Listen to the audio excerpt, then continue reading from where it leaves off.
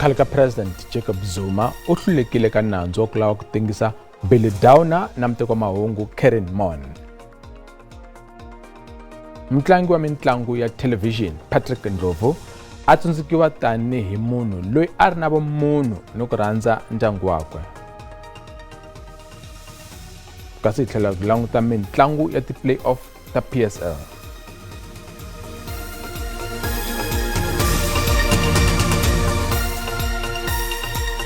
Okay, na nkarhi nakambe lame mahungu ya SABC hi ririmi ra Xitsonga. Ri perile. Khale ka President Jacob Zuma u hluriwile nakambe ekhoto. Khoto le henhla ePietermaritzburg yi bakanye makungu ya yena ya ku lava ku tengisa muchuchisi wa NPA Billy Downer na muteki wa mahungu Karen Mon. Zuma u hehla lavambirhi hi ku paluxa vuxokoxoko bya xihundla mayelana na rihanyo ra yena. Ekusunguleni Zuma u mangile Downer na Mon emaphoriseni, kambe NPA va ala ku va tengisa va vula leswaku a ku na nandzu. Kusuka kona Zuma u endle xikombelo xa ku lava ku va tengisa hi yexe lexi nga bakanyiwa namuntlha hi khoto. Minjhekanjhekisano ya xikombelo xa Billy Downer na Karen Mon xa leswaku ku tengisiwa ka vona hi vachuchisi lava nga riki va mfumo xi bakanyana etlhelo xi hete masiku mambirhi ekhoto hi n'hweti ya Nyenyankulu. Ntshamo namuntlha u teke xinkadyana laha khoto yi nga tivisa xiboho xa vaavanyisi. Handle ka ku va ntengo lowu nga fambisiwiki vachuchisi va mfumo bakanyana etlhelo, khoto lerisa Zuma ku yimisa hi makungu ya yena yo lava ku yisa emahlweni no tengisa lavambirhi. Zuma u tlhele a lerisiwa ku hakela tihakelo ta khoto. Eka xiboho xa khoto xa 69 wa matluka, khoto yi kume leswaku yi ni matimba ku twa xikombelo xa Downer na Mon. Zuma u vule leswaku nandzu lowu a wu fanele wu yisiwe ekhoto ya vugevenga laha a wu ta tengiwa ehansi ka vachuchisi lava nga riki va mfumo. Downer u kombise leswaku lawa ku va matshalatshala yo tirhisa matimba hi ndlela ya vusompfa no dya nkarhi wa khoto, naswona lawa i makungu ya Zuma yo fambisa nkarhi wo tengiwa ka nandzu wa yena wa vugevenga byo xavisiwa ka matlhari. Mon u byele khoto leswaku nandzu ehenhleni ka yena wu hava ntikelo, naswona leyi i ndlela yo lava ku n'wi pfala nomu tanihi muteki wa mahungu. Ku pfumelelana na Downer na Mon, khoto yi ri ku tengisiwa ka lavambirhi hi magqwetha ya Zuma hi ku tirhisa matimba hi ndlela ya vusompfa, naswona Zuma na yena hi swakwe u te ekhoto a nga basanga. Khoto yi tlhele yi kuma leswaku papila ro pfumela Zuma ku tengisa Downer na Mon ri ni ku kanakanisa, naswona va boheka ku bakela etlhelo xikombelo lexi. Khoto yi vule leswaku papila ra vuxokoxoko bya rihanyo ra Zuma a hi mhaka ya xihundla, naswona vaaki va swi tiva. Khoto yi tlhele yi pfumelana na Downer ku ri ku tengiwa ka nandzu lowu ehansi ka vachuchisi lava nga riki va mfumo hi matshalatshala ya Zuma yo fambisa nkarhi wo tengiwa ka nandzu wa yena wa vugevenga no sivela Downer ku endla ntirho wa yena tanihi muchuchisi. Loko swi hate tano, vanhlangano wa Zuma Foundation va ri xiboho xa khoto xa hlamarisa, naswona va ta endla aphili. Musirheleli wa vaakatiko loyi a nga yimisiwa Busisiwe Mkhwebane u kombele mutshamaxitulu wa ntshamo wo n'wi lavisisa leswaku a suka. Mkhwebane u ri Gqubudile Jantshi a nge yi mahlweni tanihi mutshamaxitulu kuve u langutene na swihehlo. Jantshi u lahihliwa hi ku koxa mali ya coco eka Mkhwebane ku endla leswaku ntshamo wu helela empfhukeni. Swihehlo ehenhla ka Jantshi se swi le mavokweni ya maphorisa, komiti ya matikhomelo ya swirho swa palamende na le ka xipikara no Siviwe Mapisa Nqakula. Jantshi u ri a nge suki tanihi mutshamaxitulu kasi ku na matitwelo yo hambana hi mavandla yo kaneta eka xikombelo xa Mkhwebane. Swin'wana swirho swa komiti va ri xikombelo xo lava ku susa mutshamaxitulu ko va ndlela yo hlwerisa vulavisisi. Mkhwebane u karhi ku lavisisiwa loko a lulamerile ku va musirheleli wa vaakatiko. Leswi ta endzhaku ka loko tikhoto ti kume leswaku swiviko leswi swa yena swo hlaya leswi fambelanaka na van'wapolitiki swi hoxekile. Komiti ya palamende yo veka tihlo ka matirhiselo ya mali ya mfumo Scopa yi rhangisa mahlweni vuhlayiseki bya Brigadier Beggar. Brigadier Beggar u chave ku ya hlangana na komiti tolo hi swivangelo swa vuhlayiseki bya yena. Komiti lava ku twa swo tala kusuka eka yena mayelana na vukungundzwana eka Eskom. Khale ka nhloko ya Eskom Andre de Ruyter u byele Scopa leswaku Beggar hi yena nga endla vulavisisi lebyiya. Beggar a langutele ku nyika xiviko mayelana hi swa vukungundzwana ni vugevenga eEskom leswi nga vula hi de Ruyter, kambe a nga fikanga. Murhangeri wakwe u te u swi tivisa nhlengeletano yi sungula leswaku a nge fiki tanihileswi a nga na swivilelo swa vuhlayiseki byakwe. I did direct him to be here, but I don't see him here. He did raise some concerns around him being appearing publicly, where he raised concerns about his security and so on. And I still said no, he should come, but I do not see him here. Hambiswiritano swilo swin'wana a va nga tshembi leswaku ku tsandzeka ka Bhega eka komiti i ku xavela vuhlayiseki kambe hikwalaho ka mahungu lama a nga na wona. Kasi van'wana a verisiwa hi vukona bya khamera laha va nga vula leswaku a yi nge pfuni nchumu tanihileswi ntshamo wu nga riki wa matihlo ya mani na mani. Va tlhele va ku a hi yena ntsena loyi a nga ku endleni ka vulavisisi hi swiphiqo swa Eskom. Va ri van'wana va swi kotile ku fika eka nhlengeletano. The indication, whomever who's listening to this kind of a debate, I'm definitely sure would come to the view that hey kunzima inzima lento ka Eskom ne brigadiers yoyika. So what is happening there, Mapolisi? I think that the ramifications of in camera aren't fully evident, because in camera doesn't just mean that you sit in secret and do the interview. It means that what comes out of that interview is we can't do anything with it. It can't go into the public domain. Komiti yi byele swilo swa ndzawulo ya xiphorisa leswaku va fanele va nyika Bhega vuhlayiseki lebyi a byi lavaka. Let's hear it from him. What is his issue? And then say, but lastly, National Commissioner, again, Brigadier Bhega's concerns, as we understand them now, arise out of our process, and we will take comfort in knowing that he is safe. So please, his security is a matter of priority. Loko langutiwa eka vulavisisi mayelana ni Eskom, Special Investigating Unit va ri va xi kumile xiviko xa vunhlori lexi nga endliwa hi director nakona va karhi va xi langutisisa. Ku tlula dzana ra mamiliyoni wa tirhandi ya tipenceni na miholo ya vatirhi va le femeni ya Switina eZebediela eLimpopo yi nyamalarile. Madzana 5 wa vatirhi na khale ka vatirhi va feme liya va hehla leswaku n'wini wa feme u nyamalele na mali. Leswi ta endzhaku ka loko feme yi ta va yi wile emasungulweni ka lembe. Vatirhi lava lavaka mali ya vona va na kwalomu ka 5 wa tin'hweti va kombisa ku vilela ehandle ka gede ya feme yo forma Switina ya Zebediela. Feme leyi a yi tiveka yi ri yona leyikulu ya Switina eLimpopo yi wile. Leswi siye ku tlula madzana 5 wa vatirhi va ri hava nkwama wa pensheni, mali ya UIF xikan'we na miholo leyi a va nga se yi hola. Vatirhi va ri leswi swi va sikisa hi ndlala.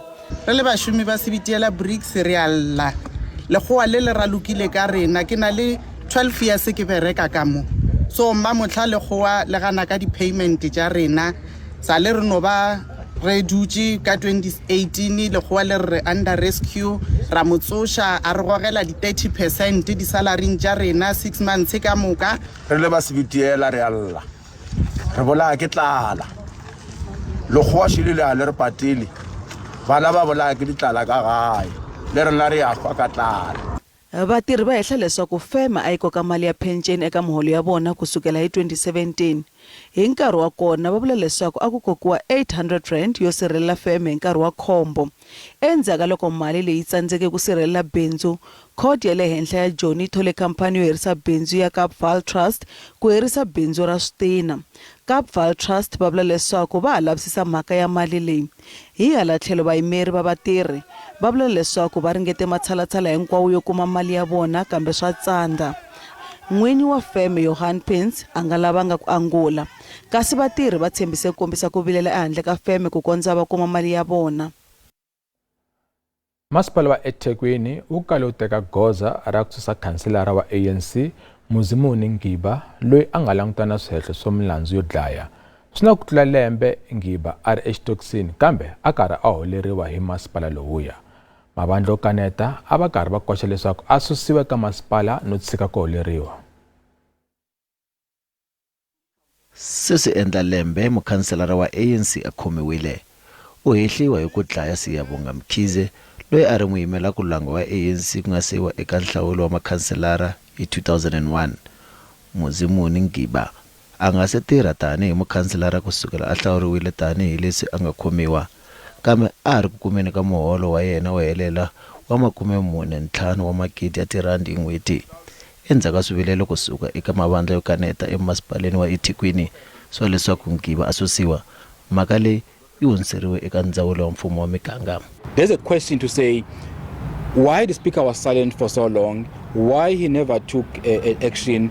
Even the ANC as a party represent, the big question is why the ANC allowed this to continue and why they couldn't take action as the ANC, because they deployed the councillor. So we believe that both the speaker and the ANC need to really be accounting about the situation. That is what we are hoping for, that the process be fast-tracked, that a new councillor be appointed, and that we stop paying a councillor who's sitting in prison for nothing. Xipikara xa masipala wa eThekwini Thabani Nyawuse uri a ku fanele ku rhanga ku tekiwa magwaza yo karhi hi swin'wana leswi endla leswaku ku va no hlwela. Vhiki leri nga hundza ku kanisiwa mhaka ya leswaku nandzu lowu wu yisiwa eka ndzawulo ya mfumo wa miganga. Once I receive that response from the MEC, I will then write a letter informing Councillor Ngiba that he is now being officially or formally removed. Mutivi wa tipolitiki Precious Lungayeni uri ku tsandzeka ka xipikara ku susa Ngiba swi kombisa tingana eka ANC na huvo. The onus now is on the speaker to follow the internal processes to make sure that the salary is stopped, because the party can play a role, but the speaker has a responsibility to report or to take action about that person. A swi le rivaleni ku ri ndzawulo ya mfumo wa miganga yi ta teka xiboho rini. Ntengo wa nuna la hehlwaka hi ku dlaya nkombo wa vanhu va muti wun'we va ka vona eJimmy Jones ka Malamulele wu yisiwe ka n'hweti leyi taku ya Mawuwani. Gqweta kumbe magqweta yantshwa ya Enoch Ndowu va kombele khoto ya le henhla Thuwa ya Ndowu leswaku Ndowu a ya kamberiwa miehleketo. Ndowu u vula ku va baletsele vana va majaha vambirhi ya makwavo buti wa yena, nsati wa rin'wana ra majaha lama loyi a ri emireni na munhu wa vana hi Christmas ra lembe ra 2021. Ntengo wa Enoch Ndowu a wu fanele wu sungula hi masungulo ya vhiki, kambe Ndowu u kombele huvo ku va yi hundzisela emahlweni. Loko a ha ri karhi a lava vayimeri vantshwa, u pfumelelana no va a yimeriwa hi magqweta ya Legal Aid. Gqweta ra Ndowu lerintshwa ri byele huvo leswaku Ndowu u lava ku endla swikambelo swa rihanyo ra mihleketo. Va ndyangu vona va ri va langutele ku va ntengo wu sungula hi mahlongati ku va va ta kuma xiheri. My expectation was that we will start with the trial, but we understand that the lawyer has to be given time to go through the case and prepare. And with the policy that they have to apply for the Section 77 of Criminal Justice Act for him to be checked mentally. We also understand, because that's how it's supposed to be. But we, as a family, we believe he's okay, because we know this person is our uncle. We've been living with him. He's been okay. Ramavanda u tshemba leswaku ku gweviwa ka Ndowu swi ta tisa kurhula no va va ndyangu va hola timbanga leti va nga na tona. We wish he can stay in prison and pay for what he has done, because he really damaged us as a family. We are really hurt. Va ndyangu va ehleketa leswaku Ndowu a nga va a dlaye swirho swa nkombo swa ndyangu hikwalaho ko va a lava nhundzu ya ndyangu. Mutlangi wa switori swa ka TV wa ndhuma Patrick Boyce Ndlovu loyi a tiveka tanihi Ntate Muloyi eka xitori xa Zone 14 u hlamuseriwe tanihi munyanyuri loyi a tiyimisele ku pfuna vantshwa va vantima lava nga na ntsakelo wo tlanga switori ku fana na yena. Maxaka, vanghana na vaseketeri va Ndlovu va hlengetane kerekeni ya Methodist eRandfontein ku ya lelana na yena. Ndlovu u love vhiki leri nga hela a ri exibedhlele endzhaku ko vabya swa xinkadyana. A ri na 45 wa malembe.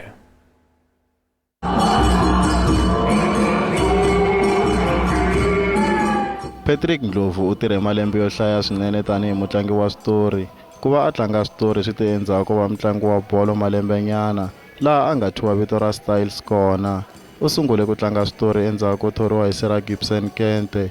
Rirhandzu leri a ri na rona eka ntlangu wa switori ri endle leswaku a endzela matiko ya laha misaveni hikwalaho ka tifilimi to tanihi Shaka Zulu, Skhalo na How Long na tin'wana tifilimi.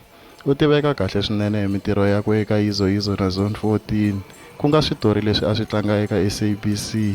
Vatirhikulobye va yena va n'wi hlamusela tanihi munhu loyi a rhandza ntirho wakwe, naswona va ri a fanele ku va a nyikiwe swiluva swa yena loko a ha copeta.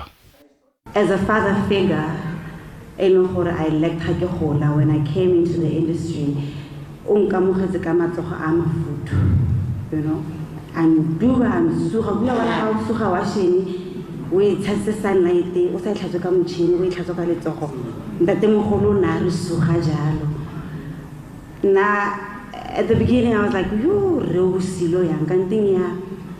He's preparing us for the harsh world and the harsh industry. That the Moholo Nasina Hutaba, he had no fear. And there is one thing I really admire about him. May we please give our elders their flowers while they're still alive. Amen. I'm sure that is not too much to ask. From where I am standing, Brother Patrick Ndlovu, Dr. Ndlovu, was supposed to have been honored with the doctorate while he was still alive. His contribution to the industry speaks for itself. Ngamu yakwe ya malembe ya 41 u nyike mbulavulo wo leha hi nuna wakwe hi ku yimeriwa hi un'wana wa vandyangu wa yena. You just missed our 41st wedding anniversary by 3 days, as you could not defy our Father above when he called you. I completely understand. On the 3rd of June, I was so sad looking at what I had planned as a surprise for us, but also acknowledging that being admitted to the hospital meant a postponement of those plans. Ndlovu u siya nsati na vana vanharhu va xisati xikan'we na vatukulu vo hlaya.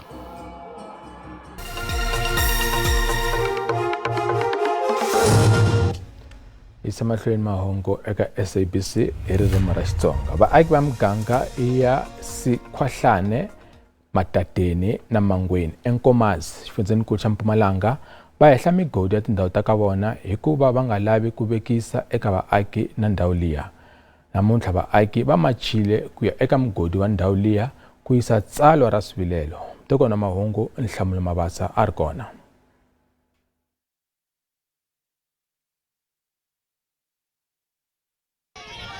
Vaaki va yimisile migingiriko ya le mugodini lowu va hehla leswaku kusukela loko mugodi lowu sungule ku tirha hi lembe ra 2010 vaaki a va tekeriwi enhlokweni loko swi fika eka matirhelo. Vaaki va tlhele va hehla leswaku mugodi lowu wu khumba rihanyo ra vona tanihileswi va nga landzeleleki swipimelo na milawu ya migodi. Va vula leswaku swibuluki leswi tirhisiwaka swi onha na tindlu ta vona. This mine, since he started here, he never do roads, he never send to our people to school, he never do anything to the communities. In terms of employment, he never employ our communities according to the agreement. And he never done any construction from the community, bring it here to work here as an agreement of the 40% when we started here. That's what we want from the mine. The mine has started mining since 2010. Only thing that they have done is a small hall. They never done any school, anything for the community besides that hall for that period.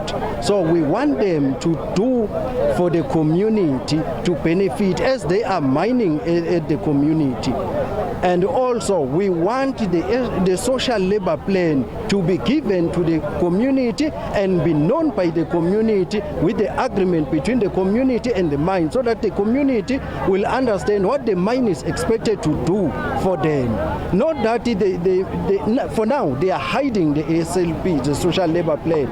So we want it to be transparent, and also the consultations to be transparent to the communities. Vaaki va hlamusele leswaku va sindziseka ku kombisa ku vilela na ku kavanyeta migingiriko ya mugodi tanihileswi swivilelo swa vona swi bakanyeriweke etlhelo. We are here to protest, or actually to submit grievances of the communities, affected communities by the mine.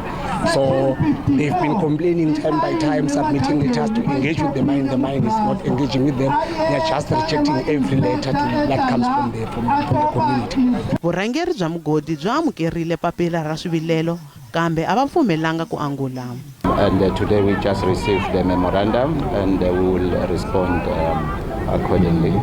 And according to our company policy, we are not allowed to engage with the media. So this, I won't have comment for today. Thank you. Vaaki va nyikile mugodi 14 wa masiku ku angula eka swivilelo swa vona. Nhlamulo Mabasa wa mahungu ya SABC eMahungweni eMpumalanga.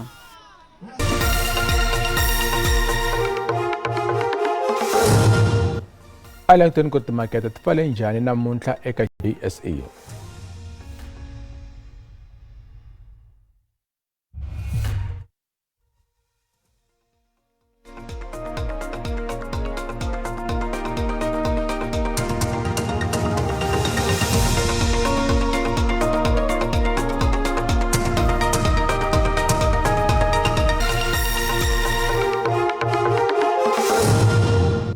eka madamu lamanene ndza mperisa hinkwerhu ra hi langutiseni maxelo eka madamu ya siku ra namuntlha hi karhi hi langutisela mpfula leyi nga ta angarhela tiko loko hi langutisele vupela dyambu bya tiko yi ri na mpimo wa 36 xikan'we na 8% etindhawini tin'wana hi kombela vanhu mi tilemukisi kambe loko hi langutisa xikarhi ka tiko ku ri na moya lowu nga ta wu karhi wu nga kwalanga ka 10 wa tikhilomitara hi awara kambe loko hi langutisa siku ra mundzuku hi tsundzuke leswaku mpfula yi ta yi ri kona yi xaxamela le dzongeni ku yisa le vupela dyambu yi ri na mpimo wa 6% na 8% ku ri na rihlampfu ra moya wo titimela ri nga ta ri kha ri fika hi kombela vanhu hinkwavo mi tilemukisi kambe loko hi langutisa ni mixo ku ta ku ri na nkungwa leyi xifundzeni xa Gauteng hi kombela vanhu mi tilemukisi endhawini teto kambe loko hi langutisa swilemukisa swa madamu lama ku ri na ritsho exikarhi ka tiko hi kombela vanhu va hlayiseka xikan'we na moya lowu nga ta wu karhi wu nga hi matimba swinene hi kombela vanhu hinkwavo mi hlayiseka endhawini teto loko hi langutisa swilemukisi swa siku ra mundzuku hi tsundzuke leswaku ku ta ku ri na mpfula ya matimba leyi xifundzeni xa Western Cape nkhukhulu wa mati wu ri kona moya wu karhi wu nga hi matimba swinene kambe na ritsho ri ri kona hi kombela vanhu mi tilemukise endhawini teto kambe loko hi langutisa maxelo ku ya xifundza hi sungula xifundza ya Gauteng ku ri na dyambu ehenhleni ka xifundza xa hinkwaxo